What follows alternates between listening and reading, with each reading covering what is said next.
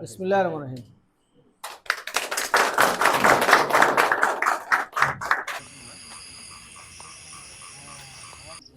Light দেওয়াটা আমাদের খুব সুবিধা হয়েছে, আর মসজিদে যাইতে যাইতে আমাদের কোনো অসুবিধা হয় না। এখন ভালো লাগে রঙ করতে মনে করেন বা আশায় মনে করেন সব দিকে ভালো লাগে আমার তৈরি গেছে আল্লাহ দিয়ে মনে করেন রোড যাইতে দিয়ে মসজিদে ঠিক মতো কোনো দিয়ে সমস্যা না।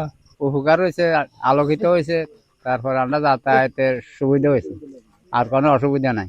আমাদের রাত্রে আইতে যাইতে খুব অসুবিধা হইতো, আমার লাইট দেওয়া নেই, আমরা আর কোনো অসুবিধা হয় না আইতে যাইতে। আল্লাহর রহমত আমরা ছেলে ফেলের জন্য দোয়া করি, আল্লাহর জন্য এসব উন্নয়নের কাজ করতে হারে। মধ্যম সরাজপুর যুব সংগঠনের যে কার্যক্রম চলতে আছে, সবথেকে যেন বড় পদক্ষেপ যেটা এলাকাকে যেন সোলার লাইট নির্মাণের, এটা এলাকা পুরো এলাকাটা আলোকিত করে ফেলছে ইনশাআল্লাহ। এলাকাতে গেছেন যদি অন্ধকার থাকতো, সেখানে গেছেন কিশোর গ্যাং, চোর ডাকাতের বিভিন্ন রকমের লোকেরা আড্ডা মারার সুযোগ পাইতো।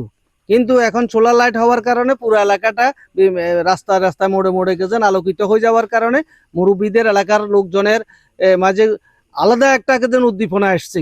মুরব্বীরা অনেক খুশি। যুবক বৃদ্ধ সবাই মসজিদে যাইতে মোটামুটি অনুভব করতেছে এবং তার জন্য দোয়া করতেছে।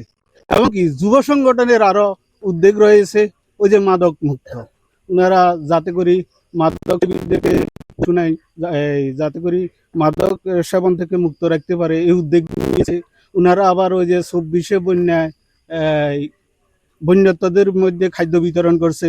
মোটামুটি এই যুব সংগঠনের যেসব উদ্যোগগুলা আমাদের মুরব্বীদের কাছেও ভালো লাগতেছে, আমার কাছেও ভালো লাগতেছে। সমাজ কল্যাণ সংগঠন প্রতিষ্ঠান লগ্ন থেকে সামাজিক এবং মানবিক কাজ করে আসতেছে। গ্রামে সুবিধা বঞ্চিত অসহায় মানুষের মাঝে খাদ্য বিতরণ, এছাড়াও দরিদ্র বিমোচনে কাজ করতেছে। আজকে আমরা তারই ধারাবাহিকতায় মধ্যম সরাজপুর সমাজ কল্যাণ সংগঠনের যে দীর্ঘ প্রচেষ্টা সোলার লাইট সম্পূর্ণ করতে পেরেছি, আলহামদুলিল্লাহ।